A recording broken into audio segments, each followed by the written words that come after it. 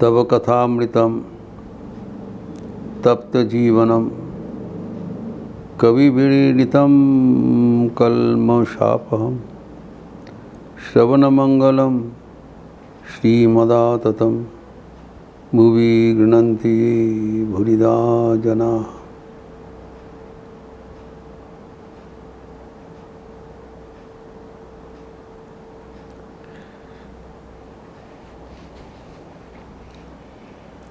श्री रामकृष्ण के साथ मास्टर महाशय के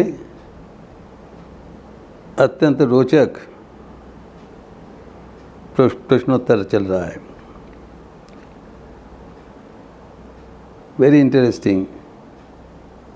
स्वयं श्री रामकृष्ण पूछ रहे हैं ईसा मसीह के साथ उनका क्या क्या सादृश्य है। एक अवतार दूसरा अवतार के बारे में पूछताछ कर रहे हैं। बड़ा रोचक प्रश्न है। बच्चे के जैसे प्रश्न कर रहे और कुछ मिलता जुलता है। और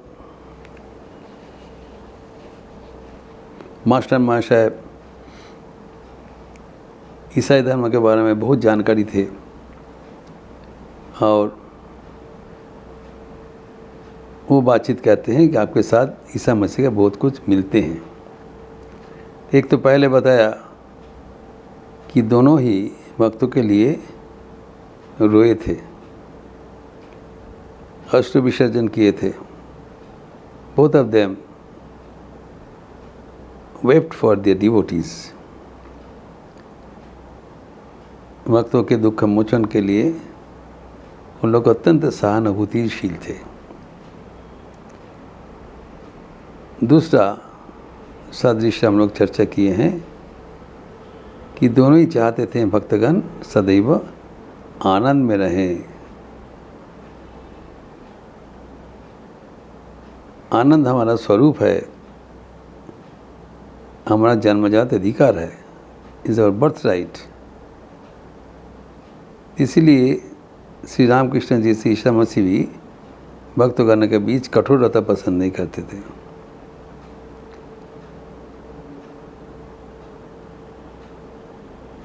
अभी श्री रामकृष्ण फिर प्रश्न कर रहे और कुछ मिलता है क्या? Is there any other similarity? तो एक के बाद एक मास्टर महाशय ने कहते हैं।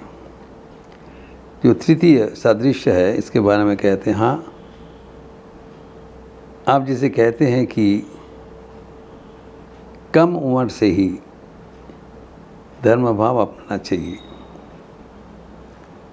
आप बच्चे को, युवा वयस को, भक्तगणों को प्रोत्साहित करते हैं आध्यात्मिक जीवन में। आप कहते हैं कि जैसे नया हांडी में दही जम जाता है, पुराना हांडी में दही फट जाने का संभावना रहता है। ये आप कहते हैं। ईसा मसीह भी वैसी कहते थे। तो किसी ने मुझे पूछा क्या क्या क्या कहा? बड़ा इनक्विजिटिवनेस है। तब मास्टर महाशय ने बताया, वो ये कहते थे पुराने बोतल में नया शराब देने से बोतल फटने का संभावना है। और भी कहते थे कि पुराने कपड़े में नया पेलान देने से फटने का संभावना है। जिसे हम लोग तप्पी लगाते हैं कपड़ा फट जाने से, नया छोटा सा टुकड़ा कपड़ा से, we give patches with a new piece of cloth in the old torn cloth, तो पुराना कपड़ा फटने का संभावना रहता है।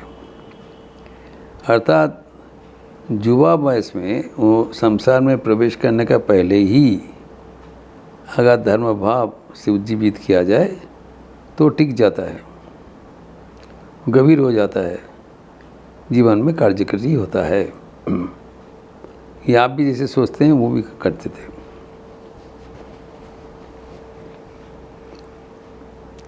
बड़ा आश्चर्य होकर हम देखते हैं कि भगवान श्री रामकृष्ण ऐसे तो बाहर में दिखाने के लिए अनपढ़ है, पढ़ाई वढ़ाई बहुत कम है, यद्यपि उनका अक्षर का परिचय थे, लिखा करते थे, पुथी का भी नकल करते थे, लेकिन ज़्यादा पढ़ाई का दौरा नहीं था। लेकिन अपने कमरे में बाइबल का कॉपी रखा करते थे। बड़ा आश्चर्य की बात है। इफ़ यू थिंक डीपली, ये कमारपुकुर के रहने वाले एक ग्रामीण व्यक्ति अपने कमरे में जो बाइबल का कॉपी रख दिया, और वो भी पेज मार्क करके रख देते थे कहाँ से क्या पढ़ना है। एक ही व्यक्ति पहले तो आए थे ईसा मसीह होकर, वहीं यहाँ पर खुलासा बता रहे हैं, और उनके पार्षदगण को लाए थे शरत और शशि। हम देखते हैं कि आश्चर्य जो संयोग, जब शरत और शशि एक ही कॉलेज में पढ़ा करते थे, सेंट जेवियर्स कॉलेज में, और थर्सडे उनका छुट्टी रहता था, तो दोनों एक से मिलकर दक्षिणेश्वर में श्री रामकृष्ण को दर्शन करने के लिए आए थे। ये लगभग प्रथम दर्शन है 1883 ईस्वी में। जब आए थे तो उनको देखते ही, दोनों भाई को देखते ही श्री रामकृष्ण शुरू कर दिया वैराग्य का बात। उन्होंने कहा आजकल पिता माता बहुत कम उम्र में पढ़ाई ख़त्म होने का पहले ही शादी का बंदोबस्त कर देते हैं, ताकि पढ़ाई ख़त्म होते होते इन लोग संसार में प्रवेश कर गया, बाल बच्चा भी हो गया, और उनको भरण पोषण करने के लिए नौकरी के लिए दौड़ना पड़ता है, और इस तरह ज़िंदगी व्यतीत हो जाता है।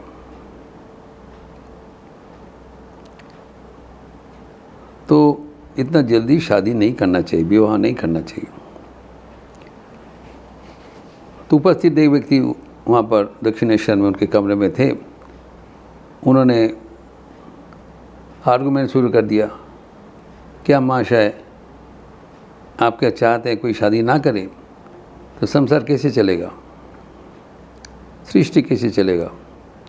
ये तो भगवान का विधान से ही चल रहा है, तो ये तो ईश्वर विरुद्ध हो जाएगा कर्म, शादी नहीं करना। तो ठाकुर ने इसको उत्तर नहीं दिया। वो शशि महाराज को बताया कि देखो वो जो रैक में जो किताब है वो ले आओ, जो बाइबल, उसमें पेज मार्क दिया था, बोल वहाँ से पढ़ो। वहाँ पर ईसा मसीह कह रहे हैं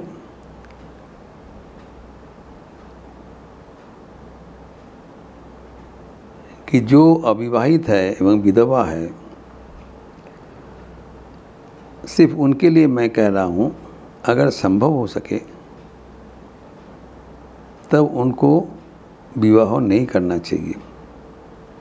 जैसे मैं हूँ, ईसा मसीह कह रहे थे, जैसे मैं आकृतदार हूँ, अविवाहित हूँ, ऐसे ही जो अविवाहित है, विधवा है, उनको भी दोबारा विवाह नहीं करना चाहिए, अविवाहित विवाह करना ही नहीं चाहिए अगर संभव हो सके। जिसे ठाकुर कहा करते थे, ऐसे ईसा मसीह भी कहा।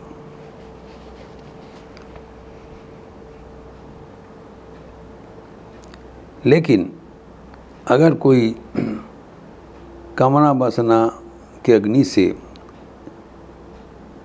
जलते हैं तो उन लोगों को शादी कर लेना चाहिए, सबके लिए नहीं। जो कर सके तो अविवाहित रहें, और जिसके लिए संभव नहीं हो पा रहा है, कामना वासना आगन से दग्ध हो रहा है, उनको शादी कर लेना चाहिए। तब भी वो व्यक्ति वहाँ पर उपस्थित प्रश्न करने लगा कि अगर इसी करने से हो कि भगवान, तो सृष्टि कैसे चलेगा। तब ठाकुर ने बताया सृष्टि चलाने का मतलब तुम्हारा ज़रूरत नहीं है, भगवान चलाएंगे।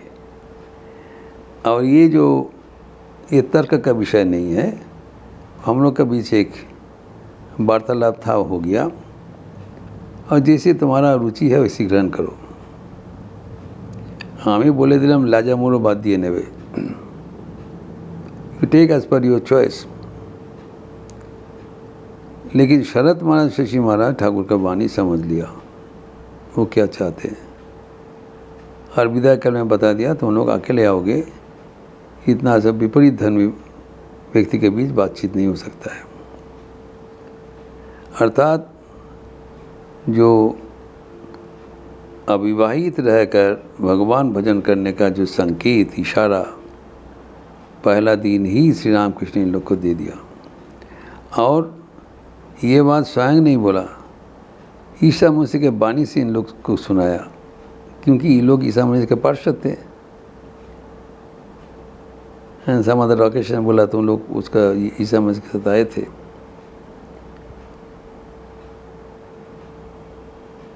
वहाँ पर भी दो भाई था, पीटर एंड साइमन, जो ईसा मसीह के पास आए थे। और यहाँ पे इशारा था शशि, दोनों चचेरा भाई थे। आश्चर्य संग सादृश्य है।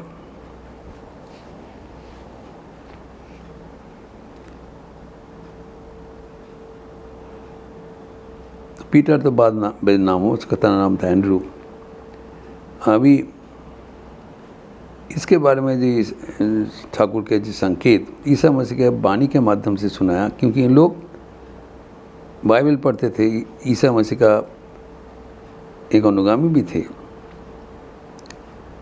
उनके कॉलेज के जो प्रिंसिपल, इनके इतना बाइबल के प्रति आकर्षण था, वो समझा इन लोग बाद में जाके क्रिश्चियनिटी ग्रहण करेंगे या ईसा धर्म ग्रहण करेंगे, इतना लगन था। तो ठाकुर उनको बाइबल का लैंग्वेज से समझा दिया।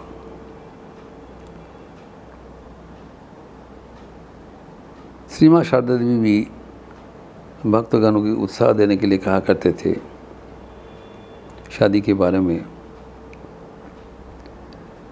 जो शादी नहीं करते हैं वो तो अर्धमुक्त है। माँ का कहा करते थे जे बीए ना करे तो अर्धमुक्त। जब ही मन भगवान में आकर्षित होगा तब तक बहुत तेज़ी से वो आगे बढ़ सकेंगे। लेकिन जिसका बहुत कठिन शब्द बोल रहे हैं श्री माँ शारदा देवी कि संसार महा एक कीचड़ है, महादौक। कीचड़ में ब्रह्मा विष्णु अगर पड़ जाए वो भी फंस जाता है, साधारण मनुष्य का क्या बात है। लेकिन जो अविवाहित है वो अर्धमुक्त है, जब भी मन चाहे तो चले जाएंगे। लेकिन जो जिसको विवाह करना ही पड़ा तो वो फंस गया, इच्छा होने पर भी निकल नहीं पाता है। यार महापाप সেই বিয়ে করে সংসাरी করেছে। माँ ने इतना कड़ा शब्द बता दिया, क्योंकि जो भगवान पाने के लिए, ईश्वर को पाने के लिए जो प्रक्रिया है वो इतना आसान नहीं है। इसके लिए पूरा मन लगाना पड़ता है। और ठाकुर कितने सहानुभूतिशील थे, जो गृह भक्त है उनके लिए भी उन्होंने दरवाज़ा खोल दिया। लेकिन ये है जो अभी तक संसार में प्रवेश नहीं किया, उनके लिए उनको प्रोत्साहन था, आह्वान था। इसलिए युवा भक्तों को इतना उन लोग आगे आग्रह कर देते थे, क्योंकि इन के लिए भगवान लाभ बहुत आसान है। जैसे जो हांडी का बात बताया, नया हांडी से जो दूध रखने से दही बन जाएगा, कोई असुविधा नहीं होगा, सेफ है। तो ईश्वर की वाणी धारण करने के लिए आधार नया होना चाहिए, मजबूत होना चाहिए, और शमशान में प्रवेश कर जाने से वो मजबूत ही नहीं रहता है। यही फ़र्क है। तो ईसा मसीह भी इसके बारे में कहा करते थे, श्री रामकृष्ण भी कहा करते थे। एवं इसलिए जब त्यागी भक्तगण आते थे, युवा भक्तगण आते थे, तो उन लोग के साथ बात करने के लिए ठाकुर दरवाज़ा बंद करके अलग बात करते थे, एक साथ नहीं, क्योंकि विषय का जो विष अभी इनके भीतर प्रवेश नहीं किया, इन लोग का मन अभी साफ है, विषय मुक्त है, संसार के प्रति आसक्ति शून्य है, अभी तक शुरुआत नहीं हुआ। इसलिए इनको ठाकुर अग्राधिकार देते थे एवं इनको ऊपर भी बेसी ज़्यादा भरोसा रखते थे कि ये जल्दी ईश्वर लाभ करने के लिए समर्थ है। और उनके भीतर भी जो विवाहित थे, जैसे जोगिन महाराज, ठाकुर का मनोभाव वो जानते थे। ठाकुर जो अविवाहित है उनको प्रोत्साहन देते। जब उनको शादी हो गया संसार का नाना प्रकार पॉलिटिक्स में, तब वो दुखी हो गए। वो सोचा कि ठाकुर तो उनको ग्रहण नहीं करेंगे, वो त्यागी है, लेकिन ठाकुर तब भी उसको ग्रहण किया और उनके एक बात बताया कि इनके पर अपने को दिखाकर, इनके पर तुम्हारा अगर विश्वास होगा तो 1,00,000 शादी करने में भी कुछ नहीं होता है। ये भी आश्वासन दिया कि अगर ठाकुर के प्रति तुम्हारा भरोसा रहे तो शादी तुम्हें कुछ नहीं नुकसान कर सकता है। लेकिन साधारण के लिए जो निर्देश था, जैसे ईसा मसीह ने बताया, मैं जैसे अविवाहित हूँ, तुम लोग वैसे रहने से तुम लोग का फ़ायदामंद होगा। तो दोनों ही एक ही बात बताया। तो ये एक सदृश्य मास्टर महाशय ने श्री रामकृष्ण को सुना दिया और श्री रामकृष्ण सुनकर इसको समर्थन भी किया, हाँ ठीक है। तो फिर ये सुनने के बाद श्री रामकृष्ण पुनः कहते हैं, और कुछ मिलता है? तो मास्टर महाशय इतना जो सदृश्य बता दिया, सिमिलैरिटी, और जो सिमिलैरिटी है दोनों के वाणी में, दोनों के आचरण में, दोनों के शिक्षा में, और फिर मास्टर महाशय ने उल्लेख किया, जिसका विस्तार हम अगले दिन करेंगे। ओम शांति शांति शांति। हरि ओम तत्सत। श्री रामकृष्णार्पणमस्तु।